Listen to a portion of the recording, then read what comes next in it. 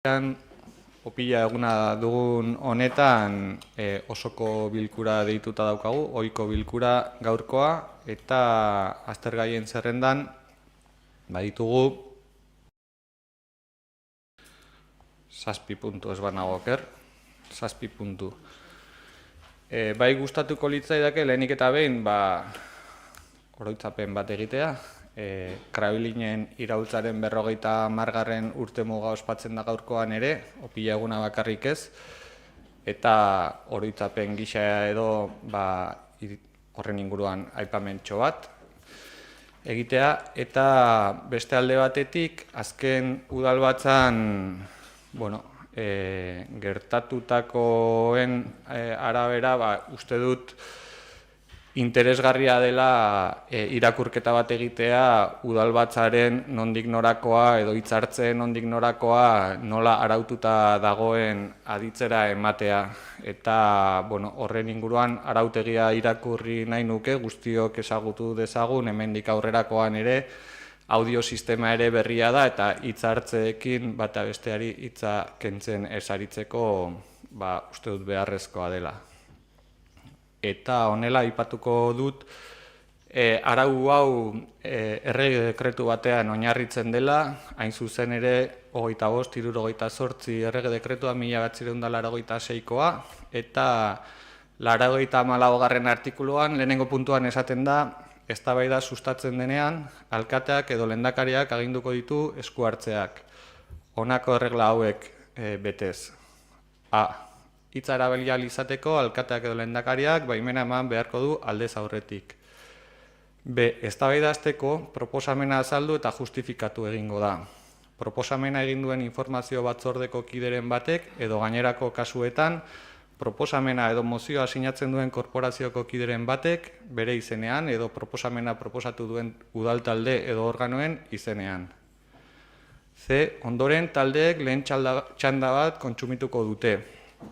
Alkateak edo lehendakariak zainduko du hitzaldi guztiek iraupen bera izan dezaten. D. Baten batek bere burua aipatutzat jotzen badu, alkateari edo lehendakariari eskatu ahal izango dio txanda bat emateko aipamenen arabera, eta txanda hori laburra eta zehatza izango da. E. Talderen batek eskatzen badu, bigarren txanda bat egingo da. Hori egindakoan, alkateak edo lehendakariak amaitutzat eman dezake eztabaida, eta txostengilearen hitzaldi batekin amaituko da. Hizlariak bere proposamena berretsi edo aldatuko du labur-labur.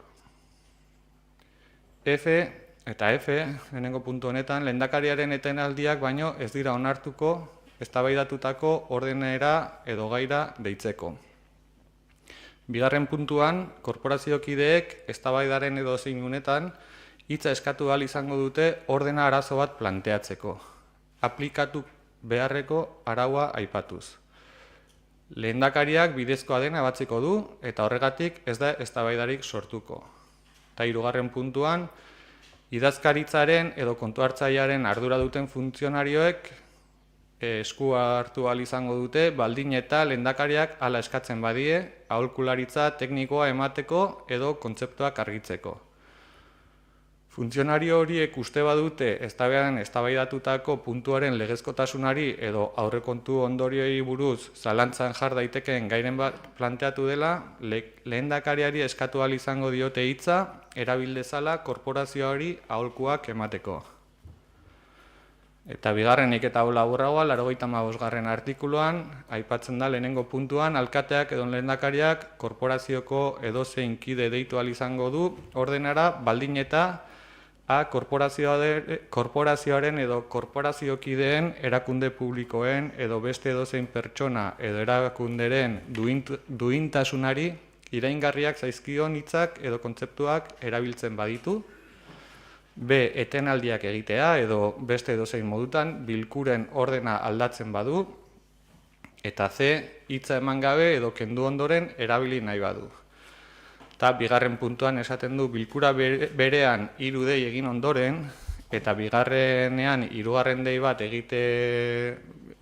hirugarren dei baten ondorioz ohartarazita, lehendakariak bilera egiten ari den lokaletik alde egiteko agindu ahal izango dio kanporatzea gauzatzeko egokitzat jotzen dituen neurriak hartuta. Hauek dira, bi artikuluak arautzen dutenak udalbatzetan izan behar diren debateak, eta, espero dut guztiok barne hartzea udalbatza modu egokian jardun ahal izateko. Hau irakurririk, hasiko dugu eguneko aztergaien lehenengo puntua, eta idazkaritzatik dator 3 bilkuretako akta onartzeko proposamena. Akta hauek dira 2023ko azaroaren 23koa, 23ko abenduaren 20koa eta 2024ko martxoaren 21ko aktak. Guztiok jaso ditugu eta ez dakit aipamenik egin nahi den.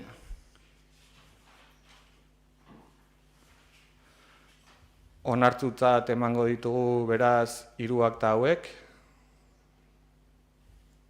Eta pasako gara bigarren puntura. Alkatetzatik 2024ko lehenengo hiruileko informazioaren berri ematea. Ordaintzeko batazbesteko epea, merkataritza operazioetan dagoen berankortasuna eta aurrekontuaren exekuzioa. Hemen jaso dituzute hainbat txosten diru zaintzakoak, eta txosten hauetatik ondorio ostatu dezakegu edo berri eman dezakegu 2024ko lehenengo 3 hilabetetan 3 milioi eurotik gorako ordainketak egin direla udalaren aldetik, batazbesteko ordainketa epea 12,78 egunekoa dela, kontutan hartuta bai Hondarribiko udalarenak, bai Hondarribia Lantzenenak eta Arma Plaza Fundazioarenak ere. Gogoratu behar dut, 30 eguneko epea dela ordainketak egiteko araututa dagoen epe gehienezkoa, eta kasu honetan, Hondarribia Lantzenen aldetik 40 eguneko epean egin direla batazbeste ordainketak. Beraz, erronka badaukagu hori ere zuzendu ahal izateko. Eta exekuzioa hori dagokionean, lehenengo hiruhilekoan, aipatu nahiko nuke, diru bilketa 4.400.000 eurokoa izan bada, ordainketak 3.400.000 eurotik pasatxokoak izan direla. Hau da, berri ematea, lehenengo hiruhileko kontuen inguruan. Norbait galderarik? Berri eman da, beraz. Eta pasako gara, 4. puntura. 3. puntura barkatu. 3. puntua baitare alkatetzako puntua da, eta bertan udal argitalpenak saltzeko prezio publikoak ezartzeko akordioaren aldaketa onartzeko proposamena da. Gogoratuko duzute, otsailaren amaieran egindako udalbatzan, onartu genuela udal argitalpenak saltzeko edo saltzeagatik prezio publikoa ezarri eta ordenatzeko akordioa. Eta Hondarribiko udalak 2 argitalpen berri egin dituenez, akordio hori aldatu egin behar da, bere eranskinean, 3 bat eranskinean, izan ere sartu nahi ditugu beste 2 liburu hauen prezioak. 2 liburuak dira hain zuzen Hondarribiko kaleak batetik, bai euskerazko eta erderazko bertsioan, eta beste alde batetik pertsona izatearen balioa. Aurkeztu zaizkizue txostenak, non egiten den bai diruzaintzako eta kontu hartzailetzako balorazioak, bertan jasotzen dira zeintzuk izan diren liburuaren kostuak eta prezio publiko hauek ezartzearekin zeintzuk izango diren udalak jasoko dituen defizitak, nola justifikatzen ditugun defizit hauek interes orokorreko liburu direla argudiatuta, eta horren baitan erabaki da jartzea Hondarribiko kaleak liburua 30 eurotan salgai, bai euskeraz eta bai gazteleraz, eta pertsona izatearen balioa 20 euroko prezioan jartzea proposatzen da. Beraz, norbaitek galderarik edo argipenik behar badu. prezio publikoak ezarri eta antolatzeko akordioa aldatzeko proposamena bere 3 puntu bat eranskinean aldeko bozkak. Aho batez onartua eta espero dezagun lehenbailen bi liburuak salmentan izatea. Nortasuna sendotzeko batzordetik 4. puntuan Amaiur eta Hondarribia senitartzeko onarpen proposamena daukagu eta horren inguruan hortzi di eman nahi neoke hitza. Arratsaldeon guztioi. Dakizuen bezala, azkenengo hilabeteetan lanketan ibili gera, Hondarribia eta, bereziki, Hondarribia Nafar Erresuma izateari utzi ziola 500 urte betetzen diren hontan, ekitaldi berezi baten inguruan murgilduta gaude. Eta nolabait, apirileko hilabete hontan burutu ditugun ekitaldi, ekimen desberdinei, nolabaiteko bukaera emateko edo, badaukagu hitzordu berezi bat larun batean, eta hona ekartzen dugun proposamena da bereziki, dakizuen bezala, Amaiur eta Hondarribia, Hondarribia eta Amaiur senidetzeko proposamena, ez? Bai pixkat, sakondu gabe do, nahiko nuke testu ingurian jartzeko, data historiko batzuk edo aipatu, ez? Esan bezala, 2024ko apirilean betetzen dire, o beteko litzateke 500 urte, ez? Nafarroko Erresuma izateri utzi geniola. Data zehatz jakin batzuk edo, hor daukagun ja testuan jasoak aipatzeagatik, eta 16. mendeko bloke honetan edo aipatzeagatik 1512 urteko urtea daukagu. Urte hortan Gaztela eta Aragoiko tropak Nafarroko Erresuman sartu eta ordurako Nafarroko aliantza sinatu zegoen frantsesekin. Beste data esanguratsu bat izango genuke 1521 urtekoa. Nafar Erresumak hor birkonkista burutzen dute eta ia hamarkada luzez okupaturiko lurrak berreskuratzen dituzte. Urte hortan bertan, noaingo gudan porrote egingo dute, eta Nafar Erresumak Pirineoak gurutzatu eta Frantziar eremura edo pasatzera behartuak daude. Urte hortako urriaren 2an, Amaiurko gotorleku nagusia eta urriaren 19an Erresumako portua Hondarribia berreskuratzen da. 1522 urtean, Ludez izenez Hondarribiko gobernadore izendatzen du Nafar Erresumak. Urte berean, Carlos Bosgarrenak beste erasoaldi bat abiatzen du. Eta uztailaren 19an, Nafarroko azken porrota iristen da, Amaiurren. Eta bitarte hortan, setiaturik geratzen da Hondarribia, eta 1523ko otsailean setio altxatzea lortzen da, nolabaiteko hornidura iritsi arte. Azkenengo data edo, esanguratsuena daukagu, 1524 urtea iritsita, urteterdiko borroka krudelen artean, negoziaketarako bideari ekiten diote, eta apirilaren 29an indarrean sartzen da Hondarribiko barkamena. Nafarroko Erresumaren azken portua Gaztelaren eskutan geratu zelarik. Azken gaztelua beraz eta azken portua galtzen dira, eta Nafarroko Erresumaren gainbera etortzen da. Osa nahi du, nolabaiteko ez, baizik eta ze lotura zuzena izan zuten gertakarioetan Amaiur eta Hondarribiko pasarteek edo data horiek, ez? Amaiur eta Hondarribiko porrotek etorkizun beltzaera kondenatu zuten Erresuma, eta horrekin bat, ordurarte zurten garrantzi estrategikoa galtzen da. Kontestu hori aprobetxatu nahi dugu eta data horiek proposamen hau gaurko udalbatzara ekartzeko. Aurretik batzordean ja pasata dugu eta testuaren oinarri hortan lanean jardun gera, ez? Hau esan da, ikusten dugu Nafarroko Erresumaren pasarte historikoa Amaiur eta Hondarribik idazten dutela.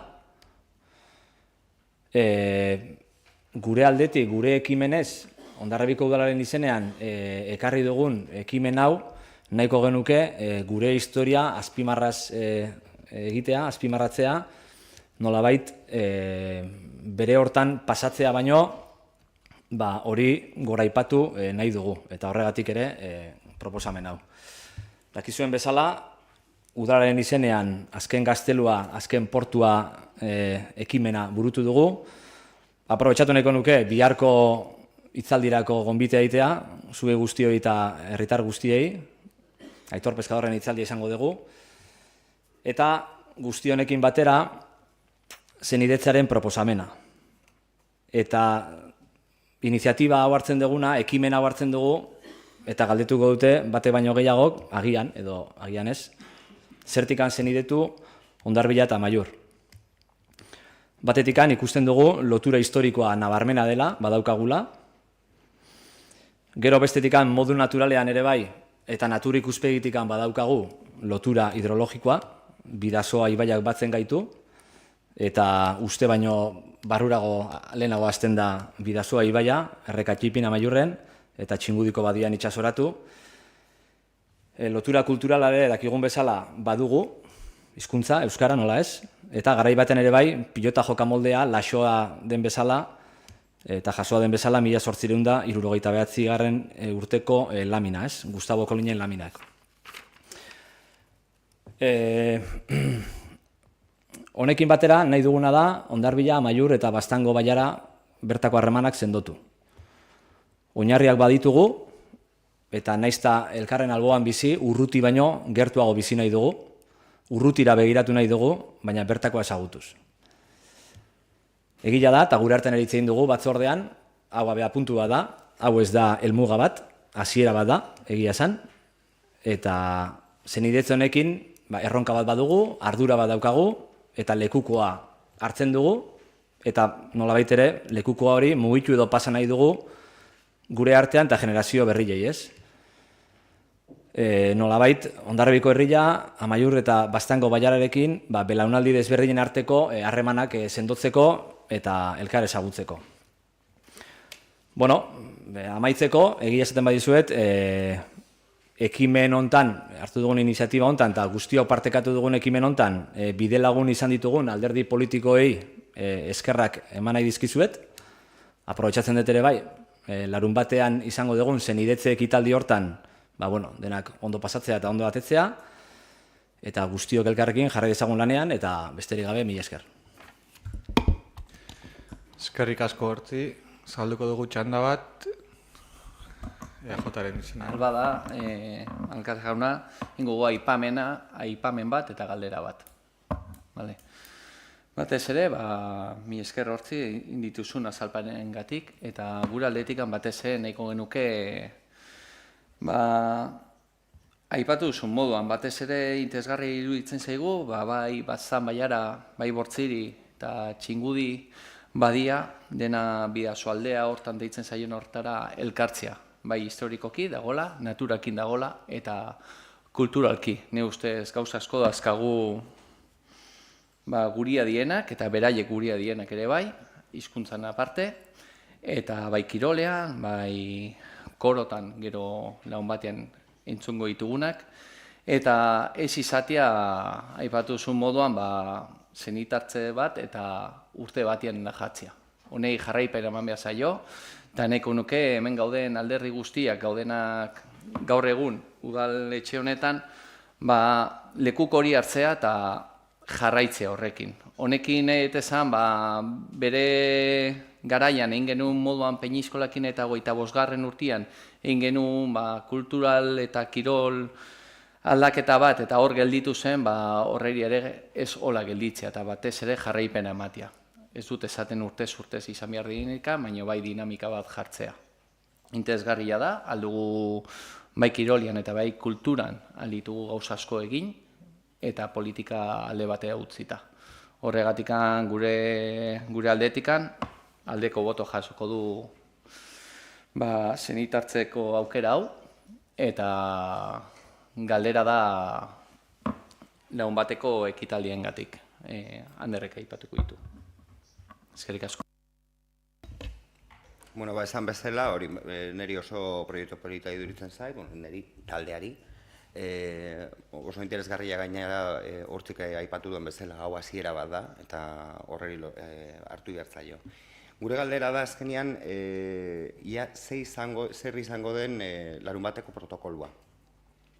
Zein izango den. Orain arte ez dugu gaur osteguna izan ta, larun bateko gonbidapenarik zuzenarik ez dugu jaso, eta prentsa horretan ez dugu ikusi korporazioaren presentziari buruzko ezer, bakarrik alkatearena. Orduan, egiteko moduak hobetzeko intentzioarekin eta formak ez direlako tontakeriak, uste dugu egokilena, gure ustez, horrelako kasuetan jaietan egiten den moduan, mezu bat zinegotzei zuzenian bidaltzea izango zela protokolo argituz. Jaitan badakigu egunero, non, noiz eta nola gonbargeren. Era berian, gainera jaiak kontu den izan, urtero direla eta hori gogoratzen dela, gehiago, arrazoia handiagoa, horrelako gauza noizbenka egiten diren horrelako gauzetan. Gainera beste erakunde ilustratu zaie gonbidapena eta gu bertakoak ez dugu jaso, zuzena ez. Badakigu presaka prestatu dela dena, argi dago, ikusita gaur onartu behar dugula larun batearako prest dagoen zerbait, baina hori ez aitzakia eta gauza txukun egiteko protokoloare zaindu behar dugu. Hori da gauza, eta orduan, larun batean gure papera zein izango den jakin nahiko genuke. Eskerrik asko. Eskerrik asko, beste hitzartzerik, Alderdi Sozialistaren izenean, Noemi? Bai, guk abstentziora joko dugu mozio honetan, zenidetze honen kontura, datu historikoei dagokienez, aholkularitza eskatu dugu, eta hor gure taldean baditugu, ez hemen udalean, gure taldean badaukagu historialari bat, eta aholku askatu diogu, zenbait datu historiko ez dizkizuet irakurriko orain, baina sare sozialetan jarriko dut eta interesa daukanak irakur dezan. Mozioari dagokionez iruditu zait oso ikuspegi lerratua erakutsi digula eta hor aipatzen denean Nafarroako azkenengo portua benetan 1200 galdu zen eta aipatzen direnean ekintza horietako batzuk egia da berreskuratu nahi izatea hori historian behin baino gehiagotan gertatu da eta hori hurrengo gerretan ere gertatu zela eta proposamen batzuk egon ziren, naiz eta horrera ez atera Hondarribiko talde sozialistak ez dauka ezer txarrik esateko zenidetze horren kontura, baina huts historiko edo behintzat oso zehatzak ez diren datuak daudenez behartuta gaude abstentziora jotzera. Garoa? Bai, kaixo, arratsaldeon. Gaur gure herrian amaiurrekin sanitartzeko proposamena ekartzen dugu, lehen esan den bezala ez, orain arte gure herria bakarrikan peñiskolarekin sanitartua egonda, eta kasu horretan arrazoia herri bildua, ez, gure harresi inguratua izan da, azken finean mugako herri bat garelako eta Bidasoa ibaia kontrolatzea izan delako gure herriaren funtzioa mendetan zehar. Historiak hala erakusten digulako. Gure herrian gerrak, inbasioak izan dira, mugako herri garenez, hori da lehen aipatu dana, eta gaurre amaiurrekin sanitartzeko proposamena dakarkigun honetan ere, gure herriaren historiari begiratzen diogu, nondikan gatozen. Iragan horrek aspaldi lotu zigulako. Historia ikuspegitik, hizkuntzatik, euskara noski, Bidasoa, eta daukagun arlo kultural hori. Baina jarri nahiko nuke mahai gainean, ez? Bi herrien arteko lotura hain aspalditik etorrita ere memoria berreskuratze lan handia egin behar izan dela herrigintzatikan historiaren errelatoa berreskuratzeko. Hau da, argi dago Bidasoak elkartzen gaitula, argi dago euskerak elkartzen gaitula, badugula kulturalki lotzen gaituna, baina Nafarroako erresumako azken gotorlekua Amaiur izan zela eta Hondarribia azken kaia 1524ean, eta horrek gero ere ekarri zula Nafar erresumaren gainbera, hori ez daukagu herri mailan oso barneratuta eta herriaren inguruko azalpen kronologikoak ere ikusten baldin baditugu Arma plazan datu esanguratsuak, datu hau ere ez da agertzen, ez? Beraz, historiaren errelatoa, gaur egun idatzita dagoena argi dago eta gaiendu dena, ez dela gaur hemen ere ekarri nahi dugun hori, gogoratze hori, Nafarroaren parte izan ginela eta Amaiurreko gazteluan ikusten genuen lelo hori. Izan zirelako gara eta garelako izango dira, eta horrek erakusten digu historiaren errelatuaren berreskuratze horrek ulertu nondik gatozen. Beraz, gaurko zenitartze proposamenarekin gure herriaren historiaren berreskuratze ariketa garrantzitsu bat egiten dugula iruditzen zaigu EH Bildutik, eta hortaz aldakeen bozka aldekoa izango da, baina aprobetxatu nahiko genuke ere eskerrak emateko. Eskerrak emateko Amaiurko herriari, bisita egin genunean ere oso ondo adierazi ziguten bezala zenbat urte daramaten gazteluaren inguruko berreskuratze hori egiten, kontutan hartuta 300 herritar baina gutxiagoko herri bat dela, eta ordan Amaiurko herritarrek, Baztangoek, Arantzadikoek, beste 11 euskaltzalek gazteloaren baitan egindako lan horri esker, gaur gaudelako gu hemen, bestela ere historian pasako zen, akaso ere jakin gabe, borondatezko lan hori. Eta ezin aipatu gabe utzi, Amaiurrera joan ginenean ere oso argi gelditu zena gure herritar Enrike Lekonak Amaiurren pasatako orduak eta dedikatutako denbora guzti horiek. Uste dut gaur pozik eta harro sentitzen dugula eta gaur gure udalbatza honetara Amaiurrekin zenitartzeko proposamena ekartzea. Eskerrik asko.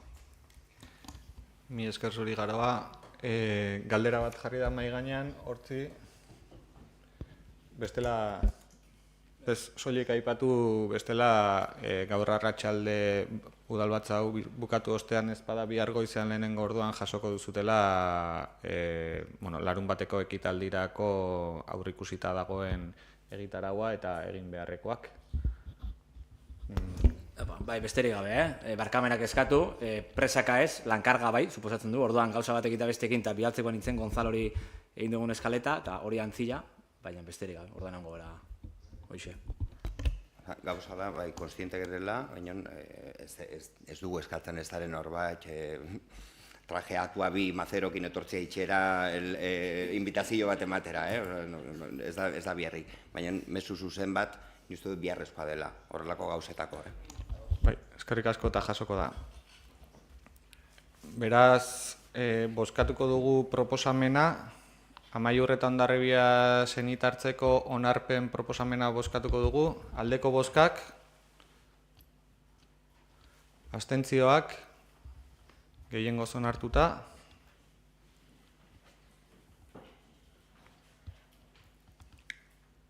Eta pasako gara hurrengo puntura, gobernu organoen kontrolei dagokiona, 5. puntuan 2024ko 1067 zenbakitik 1272 zenbakira bitarteko alkate dekretuen berri ematearen inguruan galderarik baduzue.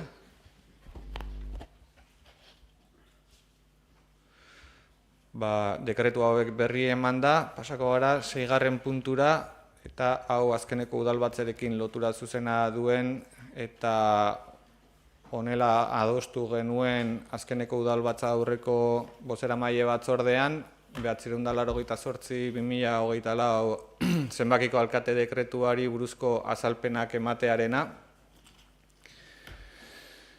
Eta kontu honetan, dekretu hau azken finean azken udalbatzan eztabaidatu genuen ere, baina eskatu zenez bozeramaile batzordean gaur eztabaidatzea, Mendeluko lezoien lanei buruzko dekretua da, eta hasiera batean egingo, 11 horriko dekretu bat da, eta saiatuko naiz laburbiltzen aldudan gehien.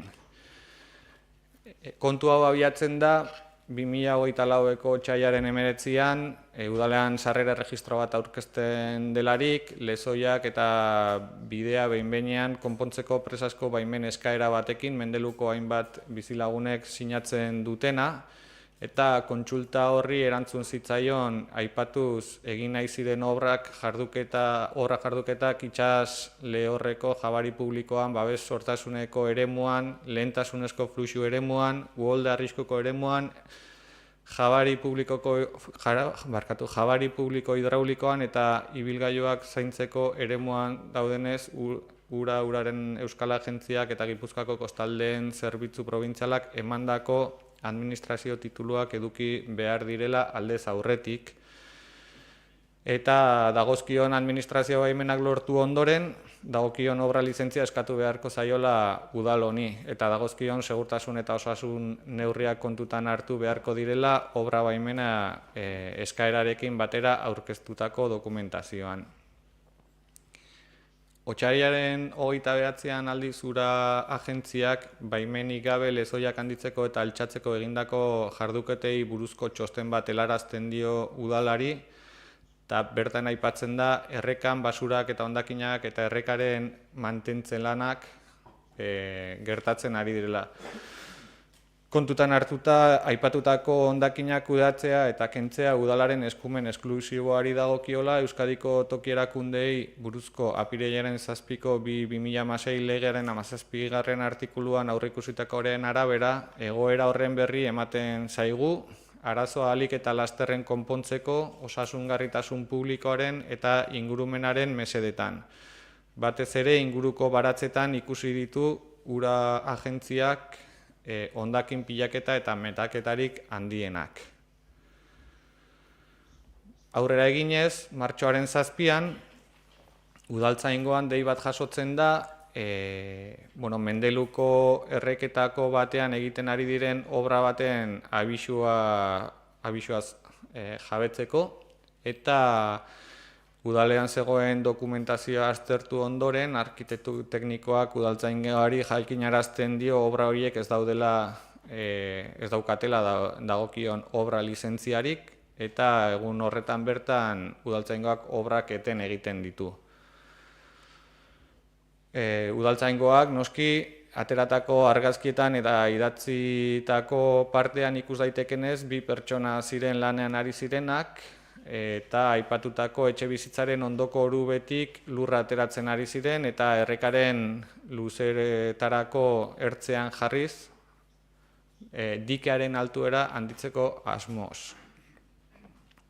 Hurrengo egunean, martxoaren 8an, udaltzaingoak beste parte bat idatzi zuen, aipatuz, Josu Langile kaleko zubi batetik gertu obrako zabor legar artifizial material volumen handia ikusi zutela, eta antzeuden langileek adierazi zutela material horrekin konpondu nahi zela kale hori baratzekin lortzen zuen bidea izanik. Eta hala ere agenteek ez dute ikusten bidea konpontzearekin lotutako lanik egiten ari direnik. Errekastoaren ertzean aldiz, altzairu korrugatuzko pikotxa jarri direla ikusi zuten bidearen luzera osoan. Ikuskapenaren unean 15 metro lineal inguru dira bertan hainbat material jarri direnak, pikotxen kontra eta material horien kontra zabor legar artifiziala dike moduko bat osatuz. Aipatzen da ze eremutan egiten den, eta agenteek berriro ere obrak eteten dituzte. Martxoaren 9an, 3. egunez, beste ikuskapen bat egin zuten eta agenteek pertsona bat eskorga batekin lanean ikusten dute eta horrela jasotzen dute obrak 3. aldiz eteten dituztelarik. Hemen aipamen bat egiten da hainbat lege diren inguruan eta bereziki lur eremuaren Lauaizeta eta Zubieta enpresaparkearen lur eremuaren inguruan egiten dituzte bai arau subsidiarioetan nola jasota dauden lur horiek.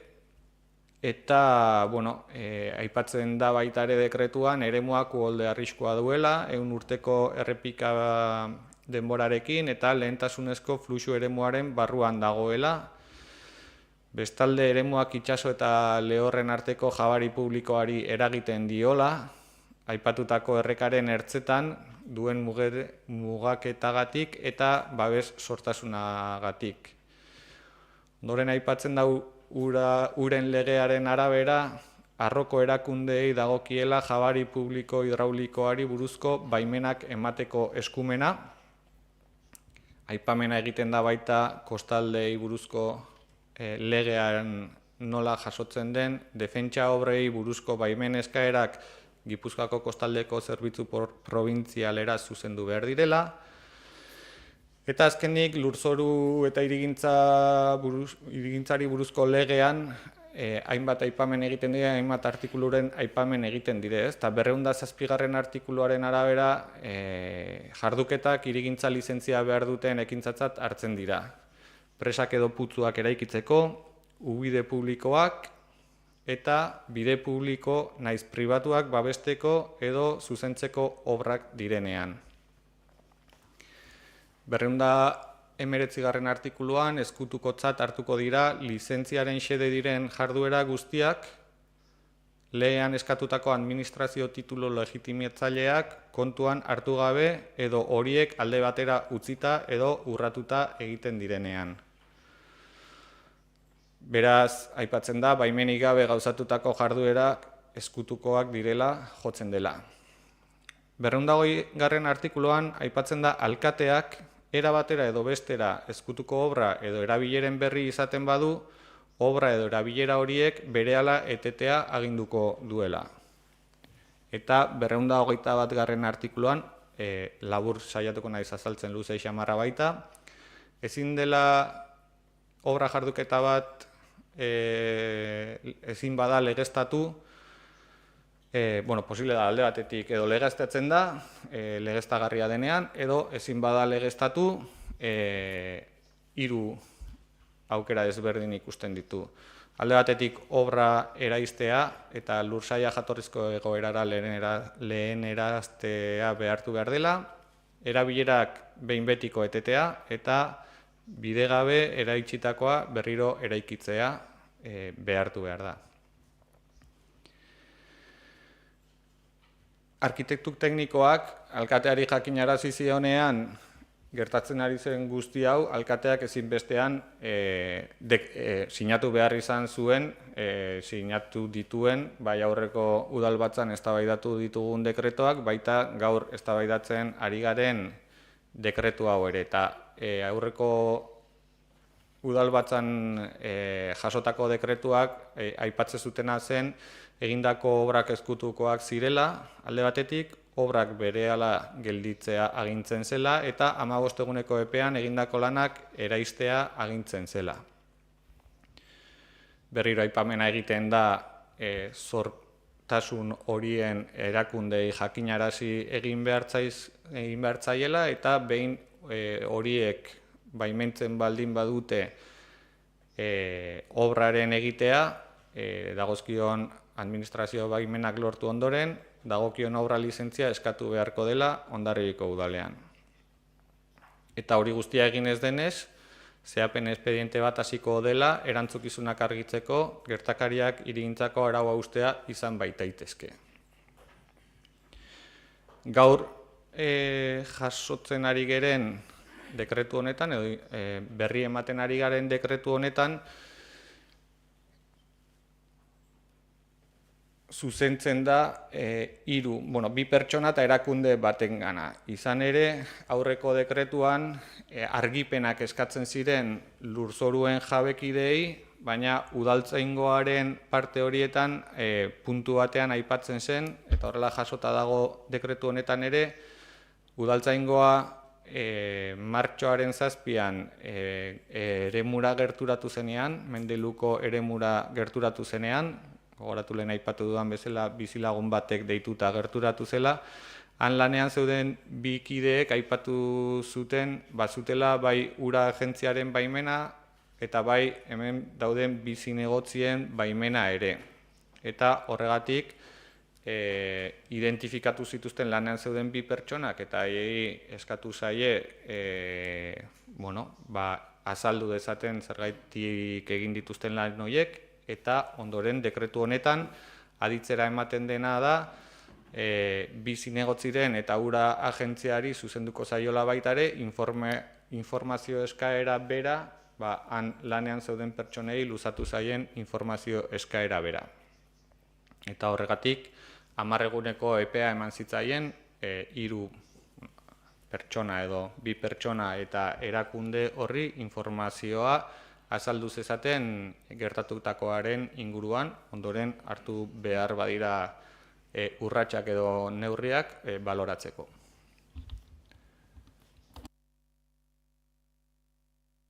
Norbaite galderarik, azalpenik, behar, alderdi jeltzalearen izenean, Gonzalo? Ni aipamen bat, izen horietakoa neria denez, aipamen bat ingo dut. Bat argi utzi nahi dut, bere garaian batzordean, martxoak 14 indako batzordean, jartzen duten moduan, el señor Carrión afirma que ni él ni ura que se persona en el lugar. Carrión jaunak esan du, ez berak ez urak ez duela inolako baimenik eman.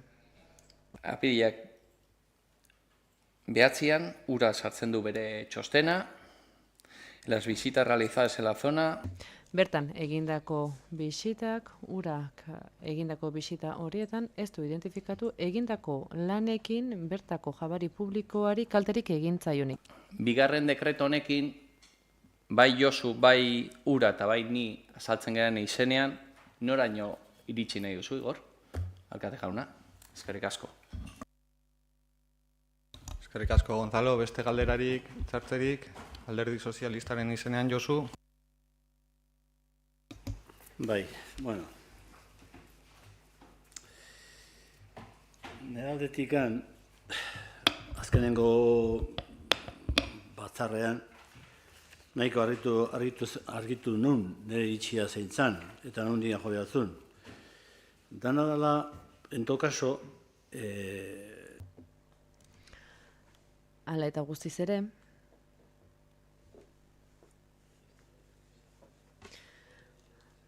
bertako idazkariak agertutako instantziari dagokionez eta dekretu honek daukan adierazpena ikusirik, nik duela astebete idatzi bat aurkeztu dut eta bertan, orain irakurrik egingo dut, nahi dudalako gaurko saio honetan aktan jasotzea nire iritzia zein den.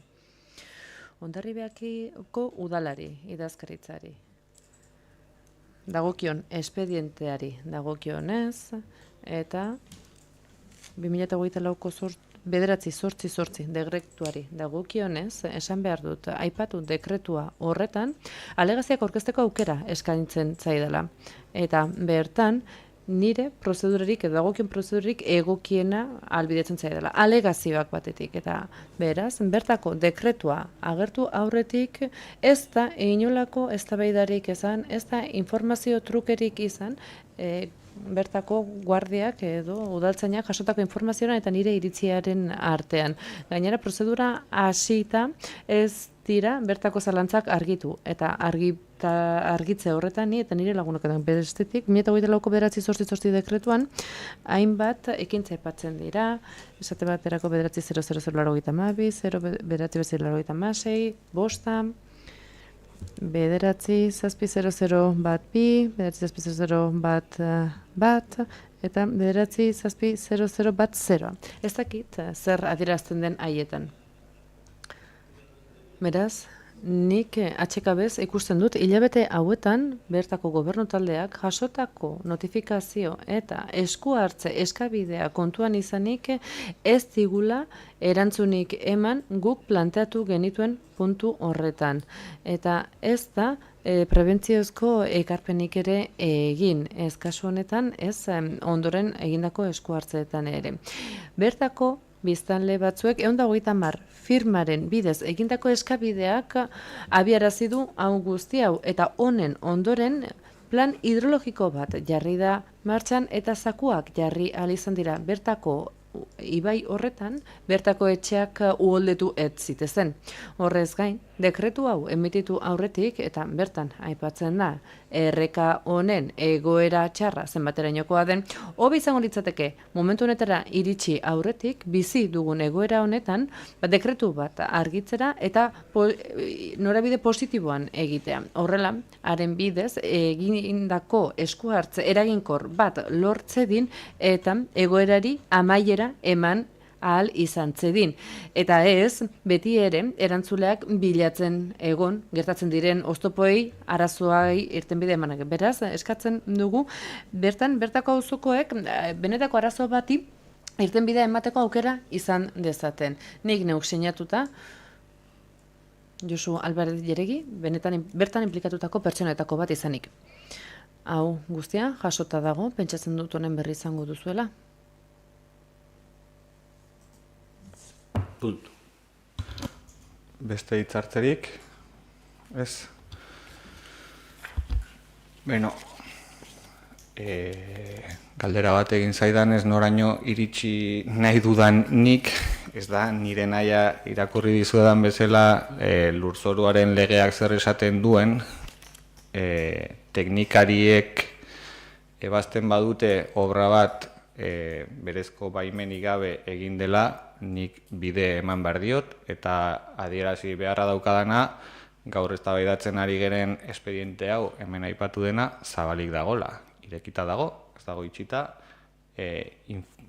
informazio eskaera bat eginda, bai obran aritutakoei, eta baita han adierazi zuten pertsonei eta erakundeari ere. Beraz, bide bat dauka, eta ez naiz ni erabakitzen duna bide hori non amaitzen den, baizik hemen teknikariek egiten dituzten txostenak guk bide eman behar diegu legeak aditzera ematen duen modura.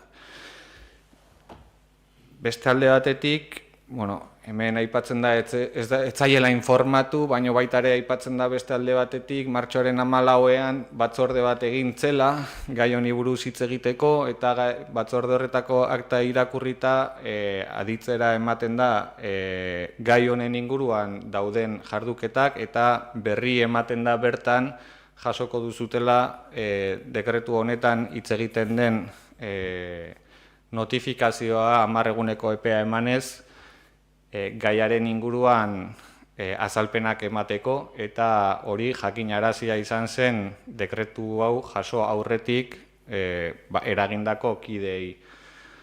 Orduan, ez dut oso ongi ulertzen gauza bat eta bestea, kontrajarriak direlako. Eta gare gehiago esango dut, gai honi buruz hitz egiten jardun gara, bai batzorde bat baino gehiagotan, 3 batzordetan, gai honi buruz jarduten aritu gara jada 2. udalbatzan, eta gai honi buruz jarduten aritu gara auzo elkarteakin batera hemen ordezkatuta gauden talde politiko guztiak.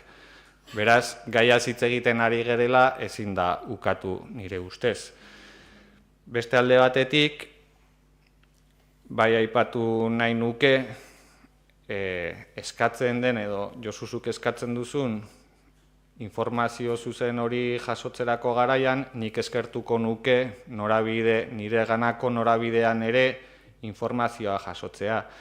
Izan ere, zu izan baldin bazara, han bertan, eta udaltzaingoa agertu baldin bada han bertan, zu obrak egiten ari ziren bitartean, zu antzinela eta jasotzen barimada, udaltzaingoaren gorabehera txosten batean, eskertuko nukenik ere norabide berean zuregatik nireganako aipamen bat izatea, eta ez txostenak irakurtzen ditudanean ikustea zer gertatu den. Hau da, ari zarena eskatzen zu, nik ere zuri eskatu beharko nizuke berdina, zeren informazioa ni baina asko ere lehenagotik izan zenuen zuk han bertan zinelako, txostenetan jasota dagoen bezala. Orduan, eskatzen duzun hori zuk ere burutzea eskertuko nuke. Eta azkenik aipatu nahi nuke, aipatu dela ura agentziak neri igorritako gutun bat, baina gutun bat da, ez da txosten bat, eta egia da aipatzen dela, ez direla antzeman aipatutako lanekin jabari publiko hidraulikoan kalterik eragin denik. Gauza bat da kalteak eragitea, eta beste gauza bat da obra bat den, eta obra hori egiteko ura agentziak baimendu behar duen edo ez. Eta hori da guk eskatu dioguna udaletxe honetatik ura agentziari ez ze kalte eragin diren edo ez. Ia obra bat egin den edo ez den egin, eta horretarako baimenik eman duen edo ez duen baimenik eman. Hori da guk eduki behar dugun informazioa. Esan dudan bezala azalpenean, udaletxe honek lehenengo momentutik ez luke oztopori jarriko baldin eta dagozkien erakundeek, bai ura agentziak eta baita Gipuzkoako lurraldeko kostaseko erakundeak ontzat ematen badituzte egin nahi diren lanketa horiek, guk ez daukagu inolako arazorik baimentzeko. Orain, guri badagokigu ziurtatzea lan egiten diren horiek badituztela euki beharreko titulo habilitanteak. Eta hori da egin dugun jarduketa bakarra. Guk noski arazoaren berri badaukagu, baina ezin duguna egin da legeak adierazten dituen bete beharrak bete gabe, beste alde batera begiratu eta ontzat eman egiten diren lanketa guztiak. Eta gauden momentua da, eta Josu bai, jaso dugu zure idatzia, noski, eta zure idatzia zabalik dagoen espediente horretan jasota dago, eta espedientea irekia eta tramitatzen ari denean, espediente honek edukiko du bere bidea, udalean espediente guztiak dituzten tramite bideak bezalaxe. Mi esker guztiei. Irakurri dut uste dut Josu hasieran zein den...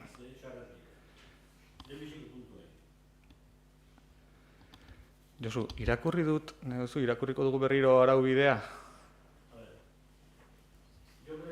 Ez, Josu?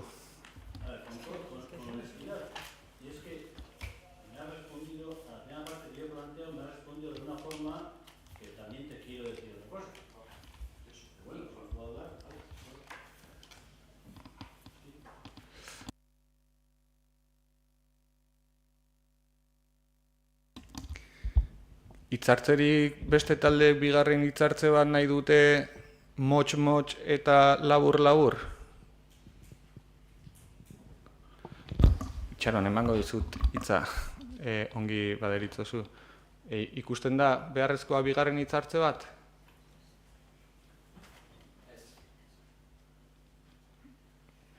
Motx-motx eta labur-labur bada eskertuko nuke. A ver, yo simplemente aclararte una cosa. Nik gauza bat argitu nahi dut.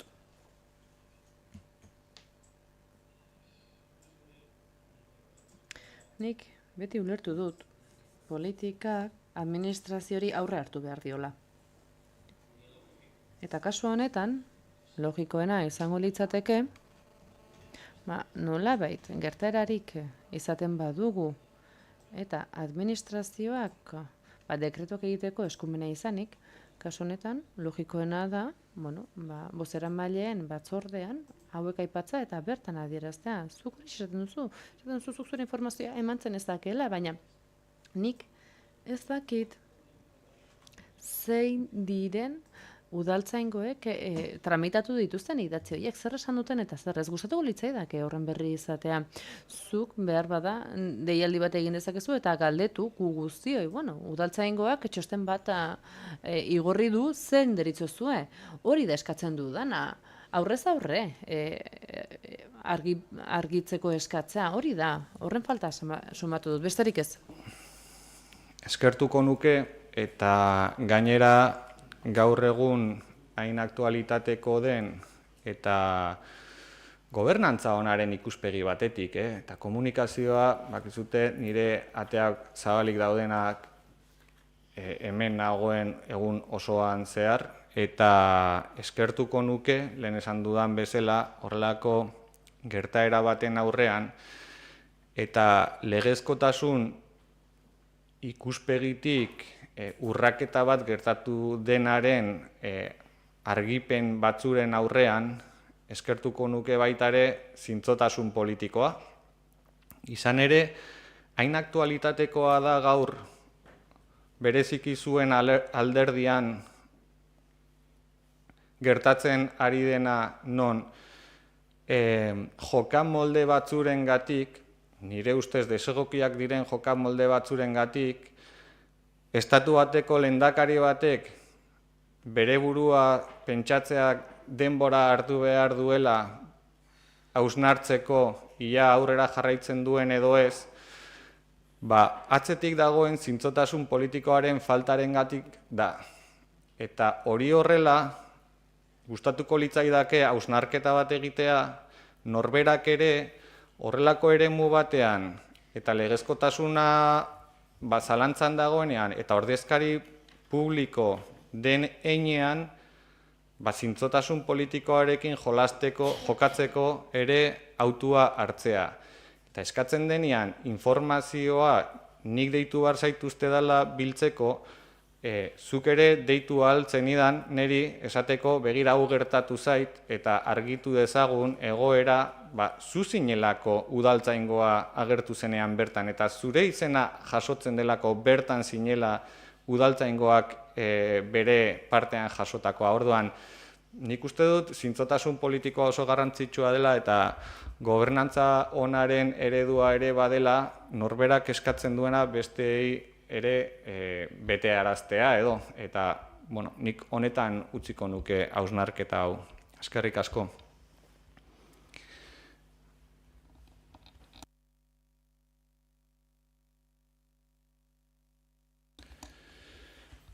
Eta gai zerrendarekin jarraituta, 7. puntua daukagu erregu eta galderak. Puntu honetan Alderdi Sozialistatik jakinarazi digute 2 galdera egiteko badituztela, beraz, Noemi, zurea da hitza. Sí. Nik galdetu nahi nuke udal gobernua lantzen ari den zenbait puntu eta zenbait izapide batek zer ikusia dauka udal autobusarekin, badakigu alkatearen agendagatik, duela egun batzuk onartu zela beste minibus edo autobusen bat eta jakin nahi genuke izapidea zertan diren eta nola aurreratzen ari den. Eta beste gaiak zer ikusia dauka iritsi zaldarazteko aparka lekuak, horreta hitz egin zuelako irratian aztertzen ari zirela eta izapideak egiten ari zirela hiri inguruko aparka leku horietaz eta jeken nahi genuke zehazkiago zertaz ari zen. Erantzungo dizu lehenengoari niri zuzendutakoa dela iruditzen zaidalako, itxengo dut pixkat. Ulertzen du lehenengoan niri zuzendutakoa dela eta bigarrena estitxuri zuzendutakoa dela, orduan erantzungo dizugu galdera bakoitzari lehenengoanik eta berak bigarrena. Eta lehenengo puntuari dagokionean, lehenengo eta behin esan behar dut eskertzekoa dela nire agenda publiko egiteak laguntzen duela jakitea udal honet jardunean zertan gabiltzan eta baliogarria dela iruditzen zait horrelako galderak luzatzen direnean. Ez da sekretu bat, noski udal barruko autobus zerbitzua martxan jartzeko asmoa badaukagula eta horretan lanketan bagabiltzala. Jakingo duzuen bezala izapidetu behar da espediente bat alde batetik, baina baita ere ondoren ibilbide bat, ordutegi batzuekin, zehaztu behar dira hainbat gauza eta zenolako ibilgailua ere beharko litzateken hausnartu behar da. Aprobetxatu nahi dut jakinarazteko ere, ez dugula ulertzen hiri barruko garraioa soilik hiri barruari begirako beharrei dagokionean, garrantzitsua dela, baina baita ere gainerako herriekiko lotura duten garraio publikoarekiko beharra ere aztertzen ari gerela, eta zentzu horretan mantendu izan ditugula hainbat bilera Gipuzkoako Foru Aldundiko mugikortasun diputatuarekin, izan ere iruditzen zaigu herri barruko garraio horrek elikatu behar duela herri barrukoa bai, baina baita ere lotura bat izan behar duela gainerako herrietako garraio publikoarekin. Helburua delako ahalik eta gehien erabiltzea ibilgailu pribatuak. ahalik eta gutxiago erabiltzea barkatu ibilgailu pribatuak. Noski tramite batean bagabiltza, egia da, zerbitzu prestazio bezala ikusten dugula lehenengo urrats batean herri barruko autobus zerbitzu hori, eta neurri batean aurreko asteetan zerbitzu hori burutzeko ze nolako ibilgailuaren beharra probatzen ari ginen, baina ez soilik ibilgailuaren beharra, baizik baita ibilbidearen beharra, eta ze nolako maiztasunarekin egin dezakegun egin nahi den ibilbide hori.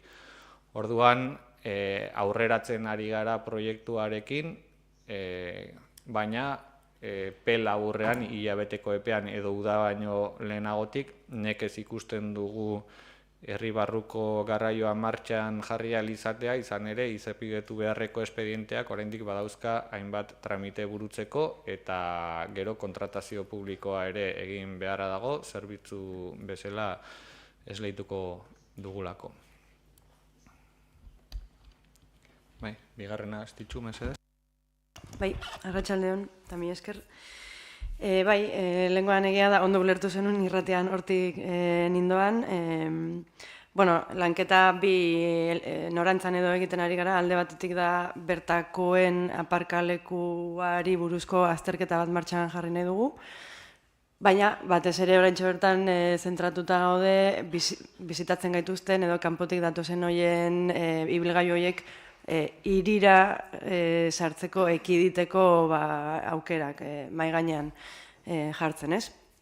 Orduan, ildo horretatik, badago lursail bat, Kandido Saseta plaza eta Jostaldi artean, printzipioz sistema lokal bada, hezkuntzari bideratutako sistema lokal bada, eta ikusten genuen leku egokia izan zitekela, bertan disuasio edo aparkaleku bat egiteko izan ere, ja bagaude hiri barruan, baina ez gaude nukleoan. Esan dudan bezala, hezkuntzara bideratutako gune bada, eta beraz, hezkuntza saileko pare bat ordezkarirekin bildu ginen, proposatu genien aukerarik egongo zen beraien aldetik nolabaiteko behin-behineko neurri bezala bertan aparkaleku bat egiteko, eta ez digute ezetz esan, beti ere beraien etorkizunerako proiektuari ez baldin badio oztoporik jartzen. Ez zuten ikusten oztoporik, beraiek ere badaudelako momentu batean, hausnarketa momentu batean, denok dakikun bezala jaiotze tasa, dago, enkaida libre, eta, hausnarketa prozesu horretan daudenez, nahiko aukerak ikusten zizkioten. Egia da, enplazatu genula gure burua delegazioan bilera bat egiteko, eta ja proiektuan gehiago aterrizatzeko. Momentuz hortan gaude. Gero ere baloratu dugu beste eremu bat, aireportuaren ondoan dagoen eremu hori, AENarena da, eta beraz, garraio ministeritzaren bitartez kontaktua egin ondoren, komunikatu zaiguna da, AENak berak baduela proiektua hor aparkalekoa egitekoa, eta beraz, beraiek kudeatuko dutela hori, baina, beraiek ere bat egiten zutela gurekin, eta presioa egingo ziotela AENari, lehenbailen mugitzeko aparkaleko hori, izan ere, naiz eta aireportuari emango dion gehiago zerbitzua, Gabarrari kaleko eremu guzti hori deskongestionatzen lagunduko du, eta beraz, ongi etorria izango da ere. Eta, momentuz hor gaude, badago beste proiekturen bat, baina oraindik oso berde, eta, baina, momentuz hortan, lanean. Gracias. Beste galderarik, AJaren izenean, Kalixa? Arratsaldeon guztiei. Plenoan hasi garen bezala irakurri duzunaren arabera, baimena eskatzen dizut alkate presidente galdera egin baino lehen hausnarketa txiki bat egiteko. Baimena ematen didazun. Vale, pues como decía antes de la pregunta, quiero hacer... Gogoeta txiki bat egin nahi dut, aurreko legealdian aho batez Casadevante jauregiari buruzkoa aho batez onartu genuen aurreko legegintzaldian eta goratzeko Xabier Isasi Euskal Herria Bilduren bozeramalea lortu genuen akordio politiko eta tekniko bat oso tarte laburrean San Telmo gaztelua erosializateko eta esan genuen hori izan zelak azetasunek edo postasunek dena lortu genuela denon artean hori ondo bururatzea eta San Telmo gaztelua erosializatea modu horretan Hondarribiko ondarea areagotu genuen, lortu genuen gainera ekinaldi bat eramatea, bizitaldi gidatuak eta datue jasotzen dute herritarrak oso pozik egon zirela, bai erosketarekin eta bai eskaintzen dituen aukerekin. Oraindik ez dakigu ze egin liteken etorkizunean, hor planimetria, indusketa lanak eta beste gauza batzuk egin behar dira ondare hori handitu alizateko eta deno gozatzeko aukeraz. Gure bozeramaleak bileran egin zuen Casadevante jauregia erosializateko aukera gure talde politikoak, prentsa ohar bat plazaratu genuen, prentzaz ere euki genuen erantzuna eta uste dugu gai hau landu behar genukela denon artean. Egia da, 2002ko azaroan ahozan hitzek, gobernu taldeak prentza oharrean esan zuen hurbilketa bat egon zela, Casadevante jauregia saldu nahi zutenen artean, baina hauteskundea baino lehenago gertatu zen, gobernu aldatu zen eta elkarrizketa hori bertan bera gelditu zen, gerora badirudi harremanen bat izan dela, baina ez dakogu informazio ofizialek horren inguruan 4 solairu ditu, 3 solairu eta ganbara, eta pentsatzen dugu interesgarri gerta daitekela aziz jarraitzeko plenoaren areto honetan askotan hitz egin dugu kultur ekipamenduen gainean, biribiltzeko eta kultur ekipamendu horiekin amaitzeko aukera bat egon liteke,la beko 2 solairuetan eskerreko eskailera eta eskuineko utxartea igogailua jartzeko askotan aipatu dugun erakusketa aretoa jarri alizatea edo mamitu alizateko. Egia da 2022an desberdina zela egoera, askotan hitz egin dugu interesgarriagoa dela, interes handiagoa dagoela alde batetik pribatu eta publikoa, kasu honetan interes pribatua dago eta gure alderdiari gustatuko litzaioke hitz egin ahal izatea eta gero pribaturen bat agertzen bada guk hori hitz eginda izatea eta adostasunen batera heltzea. Askotan hitz egin dugu diru zaintzako gerakina udal honek daukana, erabil genezakena edo behintzat balio erosializatea edo neurtualizatea ia erosi. Hor daukagu erakusketa aretoarena, oraindik ez dakigu non jarri, denon artean hitz egin dugu horretaz, aukeraren bat egon liteke horretaz, beraz uste dugu erakutsi genezakela gaitasunen bat hitz egiteko 4 talde politikoen artean eta elkarrizketaren bitartez eta San Telmoko esperientzia aukita gure ustez gauza izan gintezke denon artean era berean lan egiteko. Badakigu ez dela egoera bera eta hor bageneukan aukera erosteko, baina polita litzateke legealdi honetan apostu hori egitea, gure hiriko ondarearen alde, horretaz hitz egitea, eta neurtzea, aztertzea egin dezakegun, jota PNV taldearen aldetik gure aldeko jarrera daukazuen, naiz hartuko erantzunetan, ez eunekoak, ez beste erakunde, ez partaidetza izan dezaketan, uste dut bedela horretaz hitz egitea, eta galdera da, ia gobernu talde hau prest dagoen aukera hori aztertzeko, Casadevante jauregia erostekoa, baiezkoa bada eta gustatuko litzaiguke hala izatea, proposatzen dugu jauregia bizitatzea, lan bilera bat egitea, bat edo gehiago, bai politikoa eta bai teknikariekin gai hori sakontzeko. Eta behin, bai, aipatuko dut, gobernu talde honen konpromisoa Hondarribiko ondarea berreskuratzeko edo balioan jartzeko bereziki irmoa dela. Izan ere, lehen aipatu duzun bezala, Santelmo gazteluarekin egindako apustua eta orain hor egin beharreko lanekin konpromiso irmoa daukagu. Egia da ere, epe laburrean jorratzen ari garela ondare katalogazioa daukan beste eraikin baten erosketarekin, eta egia da baita ere Rameri museoaren emakida lortzeko insistentzen ari garela Kultura Ministerioarekin.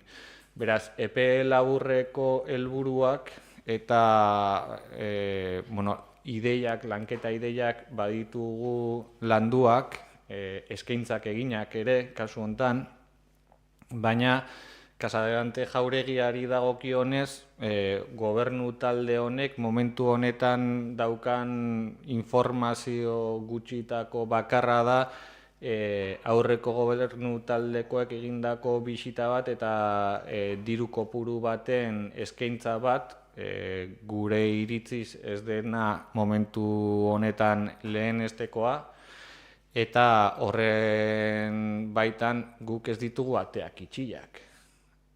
Horrela transmititu dugu, ez ditugula ateak itxiak. Hartzen dut konpromiso hirigintza batzordean gaiari buruz hitz egiteko agindua emateko eta eztabaida hori izateko, baina horretan jakin beharra dago, nik ez dut ezagutzen udaletxe honetan behintzat jaso denik eskaintza ekonomikorik, azken aldian behintzat ez da eskaintza ekonomikorik jaso Casadevante Jauregiari dagokionean, lanketarako prestutasun osoa, baina hori ez da gauzatzen egun batetik besterakoan, izan ere horrek aurrelanketa badauka, egoera Santelmo gazteluarekiko ez da berdina inondik inora ere, hasteko ez delako maila berdineko ondare katalogazioan sartzen, beraz ez daukagulako derecho de tanteo y retracto edo, ez dakite euskeraz nola esaten den, eta orduan badaukagu muga bat, dela tasazio baten muga, eta guk ezin dugula lehiatu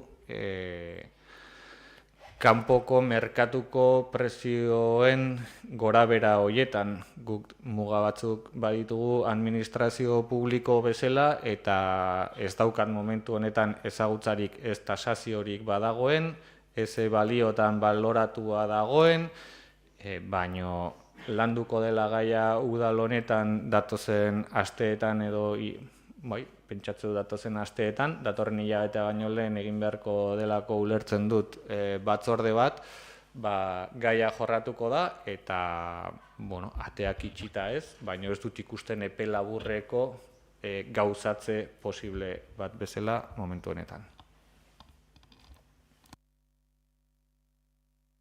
Beste galderarik edo?